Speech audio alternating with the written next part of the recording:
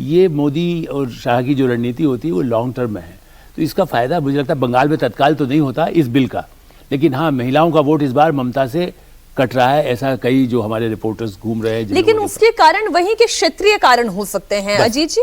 हाँ बिल्कुल, चूंकि महिला वोट जो हम लोग आंकड़े भी दिखा रहे हैं, ये पिछले ओवर द पीरियड 25 साल में महिला कॉन्स्टिट्यूएंसी डेवलप हुई है। महिलाएं एक कास्ट न्यूट्रल वो मतदाता समूह के तौर पर इमर्ज हुई हैं और इसमें कई नेताओं का योगदान है। प्रधानमंत्री नरेंद्र मोदी का भी निश्चित रूप से उसमें बड़ा योगदान है। उनकी जितनी महिला सेंट्रिक योजनाएं हैं, चाहे उज्ज्वला की योजना हो, शौचालय की योजना हो, इन तमाम योजनाओं से महिलाएं उनकी तरफ भी बीजेपी की तरफ आकर्षित हुई हैं। यही काम नीतीश कुमार ने बिहार में किया, जब स्थानीय निकायों में महिलाओं को आरक्षण दिया या डोमिसाइल में महिलाओं के लिए आरक्षण किया, तो महिला कॉन्स्टिट्यूएंसी डेवलप हुई है। कैश जब बांटने शुरू किएगा महिलाओं के हाथ में, जैसे पश्चिम बंगाल में भी लक्ष्मी भंडार योजना के तहत ममता बनर्जी कह रही हैं कि वो 1500 दे रही हैं और एससी महिलाओं को 1700। भारतीय जनता पार्टी ने कहा कि हम 3000 देंगे। झारखंड में सरकार 2500 रुपए दे रही है, कहीं 1100, कहीं 1500। लाडली बहना योजना, माझी लड़की बहन योजना, ये योजनाएं जो हैं, जैसे जो 36% महिलाओं का वोट हम लोग देख रहे हैं पश्चिम बंगाल में, ये उज्ज्वला और शौचालय इस तरह की दूसरी योजनाओं की वजह से प्रधानमंत्री के साथ आई हैं। सिर्फ आरक्षण जो है महिलाओं के मतदान व्यवहार को बहुत बड़े पैमाने पर प्रभावित करेगा, वो हमको भी नहीं लगता है। जो अभी आलोक जी कह रहे हैं, उससे मतदान व्यवहार अगर प्रभावित हो रहा होता मीनाक्षी जी, तो मुलायम सिंह यादव, लालू यादव, ये लोग कोई चुनाव नहीं, शरद यादव, इन लोगों तो कभी चुनाव जीतना ही नहीं चाहिए था। फिर तो उसके बावजूद उन समाजवादी पार्टी को पूर्ण बहुमत मिला 2012 में उत्तर प्रदेश में, महिला विरोध का लगातार विरोध के बावजूद। सर सपा की ही बात कर लेते हैं, जब आपने समाजवादी पार्टी का नाम लिया है। महिला आरक्षण से जुड़े हुए बिल को लेकर पहली बार इंडिया अलायंस बहुत स्ट्रांगली एक दूसरे के साथ खड़ा हुआ दिखाई दिया।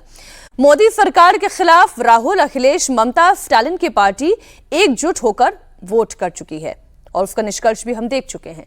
महिला आरक्षण के विरोध में अखिलेश यादव इस हद तक चले गए कि उन्होंने यहां तक कह दिया कि महिला को प्रधानमंत्री भी बना दें तब भी सपोर्ट नहीं करूंगा। बयान सुने। 11 साल का जो अनुभव है लगभग, अध्यक्ष महोदय, अगर भारतीय जनता पार्टी ये लिख करके दे देगी कि हम महिला प्रधानमंत्री बनाएंगे तब भी हम इन पर भरोसा नहीं करेंगे। मैं चाहती हूं एक बार फिर से आप अखिलेश यादव का ये बयान सुने। उनको तुष्टीकरण की राजनीति समझ में आती है, उन्हें एससी एसटी ओबीसी की राजनीति समझ में आती है, लेकिन भावनाओं में वो ऐसा क्या बह गए, ये किस तरीके का अहंकार है। अखिलेश यादव जी ये कह रहे हैं कि आप किसी महिला को प्रधानमंत्री भी बना दें तब भी हम आपका सपोर्ट नहीं करेंगे। क्यों कहा उन्होंने ऐसा? एक बार फिर से आप उनका बयान सुने। 11 साल का जो अनुभव है लगभग, अध्यक्ष महोदय, अगर भारतीय जनता पार्टी ये लिख करके दे देगी कि हम महिला प्रधानमंत्री बनाएंगे तब भी हम इन पर भरोसा नहीं करेंगे। अगर आज समाजवादी पार्टी से अजीत जी ये पूछा जाए कि आप अपनी पार्टी का राष्ट्रीय अध्यक्ष किसी महिला को भी बना दें लेकिन तब भी हम आपका सपोर्ट नहीं करेंगे, क्यों? क्योंकि आपकी नीयत में हमें खोट दिखाई देता है, क्योंकि कभी मुलायम सिंह यादव ने महिला आरक्षण का विरोध किया था। बहुत ही अनेक महिला विरोधी बयान है, एक दो नहीं है। मायावती को लेकर जो उन्होंने किया, मायावती के साथ जो हुआ, गेस्ट हाउस कांड हुआ, बलात्कार के मामले में जो कहा कि लड़के हैं, गलतियां हो जाती हैं, जिस तरह के बयान दिए गए, मतलब महिलाओं के, मतलब एकदम इनसेंसिटिव, इतना इनह्यूमन महिलाओं के प्रति जो उन लोगों की धारणा है।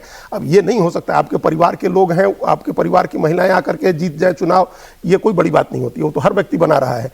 लेकिन महिलाओं के प्रति समाजवादी पार्टी की जो धारणा रही है वो हमेशा उनको डाउनग्रेड करने की, उनको नीचा दिखाने की रही है, और उसको ये लोग इस आवरण में ढकते हैं कि हम ओबीसी महिलाओं के हित में लड़ रहे हैं। भाई आप महिलाओं को देना तो शुरू करिए, अपने आप ओबीसी महिलाएं आने लगेंगी।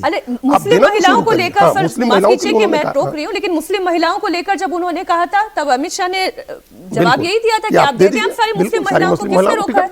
आप लगातार मुस्लिम टिकट कम करते जा रहे हैं, मतलब आप पहले जितनी टिकट देते थे उसे कम कर रहे हैं आप, क्योंकि आपको लग रहा है कि इससे पोलराइजेशन हो जाएगा। आप तो ऐसे ही तैसे हैं कि अपने चुनाव जीतने के लिए उनका रिप्रेजेंटेशन घटाते जा रहे हैं, और उसके बाद यहाँ कभी मुस्लिम महिला की बात, कभी ओबीसी महिला की बात, और उसके आवरण में आप महिला विरोधी विचारों को ढकते हैं। आप देना शुरू करिए, आप महिलाओं को 33%, हम एक बड़ी जिम्मेदारी के साथ मीनाक्षी जी कह रहे हैं, जब बिहार में 50% आरक्षण दिया नीतीश कुमार ने महिलाओं को, तो महिलाएं जीत के आई तो चारों तरफ अखबारों में खबर छपती थी कि मुखिया पति सरपंच पति। तो महिला मुखिया हो गई लेकिन उसका पति रिप्रेजेंट करता था। सर, वो टोकनिज्म तो है। नहीं, अब नहीं आती है खबर। अब नहीं है, अब नहीं बदल आती गया है। है ये सब। 20 साल में स्थिति ऐसी हो गई कि महिलाएं इंपावर्ड हो गई, वो खुद लीड कर रही हैं। अब कहीं मुखिया पति और सरपंच पति नहीं होता है, महिलाएं जाकर के खड़ी होती हैं, पंचायतों में बैठती हैं, बीडीओ सीओ के पास जाती हैं, और उनकी देखा देखी दूसरी महिलाओं में ये भावना जगी कि हम चलते हैं, हम चुनाव लड़ते हैं। तो आप देना तो शुरू करिए, हो सकता है कि आज चुनाव में गड़बड़ी हो, लेकिन उसके बाद अपने आप ओबीसी महिलाएं भी आ जाएंगी, मुस्लिम महिलाएं भी आ जाएंगी।